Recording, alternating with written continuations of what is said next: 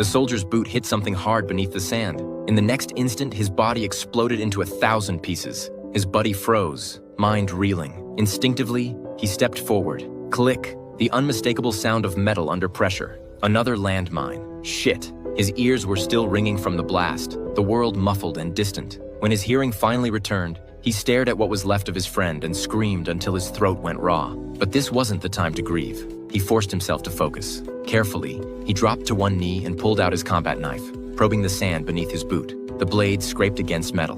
Definitely a mine. Scanning the area, he spotted the radio about 10 feet away. He untied his bootlaces and fashioned a makeshift grappling hook with his entrenching tool. After several failed attempts, he threw it with everything he had. The force nearly lifted his foot off the mine, but miraculously, he snagged the pack. After what felt like hours, he finally reached headquarters and explained his situation. Their response made his blood run cold. No choppers could enter the desert due to frequent sandstorms. Ground rescue would take 52 hours. He set his watch timer, 52 hours in 113-degree heat. The odds weren't good.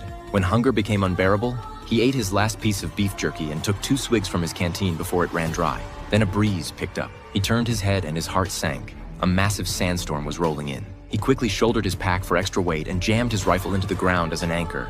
By some miracle, he survived the onslaught, gasping for air. Grateful he hadn't been blown off the mine, his friend's body had been dragged by the wind to rest at his feet. That's when he noticed the radio was gone. He spotted it 30 feet away, carried off by the storm. All hope drained from him. To make matters worse, he'd already emptied his buddy's canteen. He fired several shots into the air and shouted for help, but the desert remained empty. Hours passed. The sun blistered his face until skin peeled away in sheets. Desperate, he tried to drink his own urine, but gagged on the acrid smell. Then he saw her, a little girl approaching with strange, uneven steps, carrying a water bottle.